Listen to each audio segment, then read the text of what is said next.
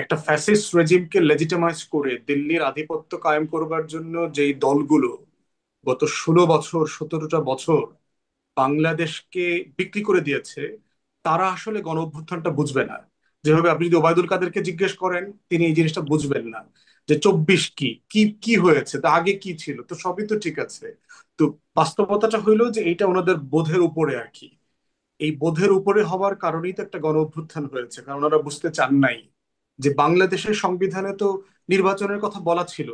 তো ওই নির্বাচন তো আমরা দেখলাম 14-তে, 8-এ, 18-তে, 24-এ, যেই সকল নির্বাচন দিয়ে ওনারা দিনে রাতে নির্বাচিত হয়েছেন। বাংলাদেশের সংবিধানে তো বলা ছিল যে জনগণ সার্বভৌম ক্ষমতার মালিক। এটা বলবার পরেও কেন গণ অভ্যুত্থান করতে হয়েছে? বাংলাদেশের সংবিধানে তো বলা ছিল যে মৌলিক মানবাধিকারগুলো সংরক্ষিত করা হবে, সংরক্ষণ করা হবে। তারপরে তো এই দেশে আমরা গুম খুন 800 আয়নাঘর দেখি। বাংলাদেশের সংবিধানে বলা ছিল যে বিচার বিভাগকে রাজনীতিকরণ করা হবে না। তারপরে আমরা দেখলাম যে কিভাবে উঠায়া বসায়া যাকে তাকে ফাঁসি দেওয়া পর্যন্ত এই দেশের আদালত করেছে। এবং এটা কখন করেছেন? যখন শামীম ভাইরা, ওনাদের দল এবং এই টোটাল গ্যাং যখন ক্ষমতায় ছিলেন। অতএব ওনারা যে আসলে 24 বোঝেন নাই, বুঝবেন না, এটা বিয়ন্ড দেয়ার ক্যাপাসিটি। তো এই জন্য এটা বোঝানোর চেষ্টা করাটা আমার কাছে বিষয় না, কারণ এটা ওনাদের ম্যান্ডেট না। ওনারা একটা পরাজিত শক্তি গণ অভ্যুত্থানের। এখানে ম্যান্ডেট হচ্ছে গণ অভ্যুত্থানের বিজয়ী শক্তি, তারাই কমিশনে বসছে। বসার কারণেই হচ্ছে আলোচনাটা হচ্ছে যে আসলে আমরা কি চাই সেখানে, আকাঙ্ক্ষা কি। এই এই সরকারটা বলা হচ্ছে এটা নাকি সংবিধানের সরকার, 106-এর সরকার, সত্য না। এইটা একটা পিওর ফর্মালিটিস।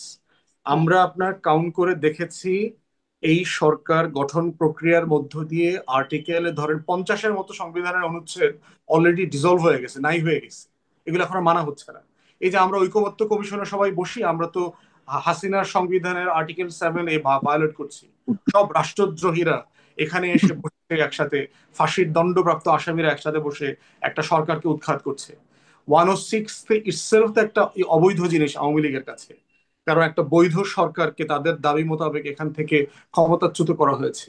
বাংলাদেশের হিস্ট্রিতে তার প্রত্যেকটা বডি, চেয়ার পালায়ে চলে গেছে। নির্বাহী বিভাগের প্রধান, সংসদের প্রধান, বিচার বিভাগের প্রধান, মসজিদের প্রধান, মন্দিরের প্রধান পুরোহিত সবাই পালায়ে চলে গেছে।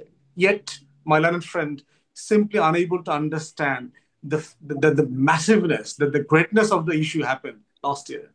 তো সেই জায়গাতে হচ্ছে সনদের বাস্তবতাটা হচ্ছে যে একটা বড় পরিবর্তন হয়ে গেছে। এবং এই পরিবর্তনটাকে শুধু পরাজিত শক্তি না, অনেক গণ অভ্যুত্থানের পক্ষের শক্তিও ভালোভাবে হজম করতে পারছেন না। পারছেন না বলেই তারা এগুলোকে নিয়ে অনেক হাস্যরস করছেন, ছোটখাটো কথা বলছেন। কিন্তু মানুষের আকাঙ্ক্ষা হচ্ছে, অনেক মৌলিক পরিবর্তনের আকাঙ্ক্ষা এখানে তৈরি হচ্ছে। এখন সেগুলো সবগুলো আমরা এই অ্যাকাউন্ট। মানুষের আকাঙ্ক্ষা বোঝার প্রচেষ্টাটা আপনাদের আসলে কোথায়? মানে কিভাবে মানুষের সব মানে মানুষের আকাঙ্ক্ষা আপনারা বুঝতে পারছেন?